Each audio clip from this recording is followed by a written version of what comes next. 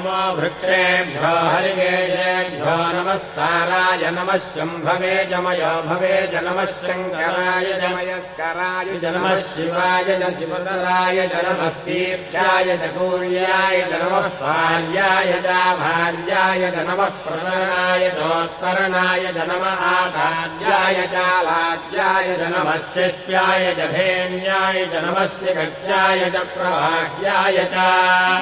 रमयिण्याय च प्रबध्याय च नमः क्रियंशिलाय च क्षयणाय च नमः प्रवर्धिने च पुलस्तये च नमो गोष्ठ्याय च गुह्याय च नमः शल्याय च गेष्ट्याय च नमः कात्याय च गह्वरेष्ठाय च नमो आकुलय्याय च निवेष्ट्याय च नमः पागन्धव्याय च लघस्याय च नमः शुष्क्याय च हरित्याय च नमो लोप्याय च लभ्याय च नमो ऊर्याय च शून्याय च नमः पन्याय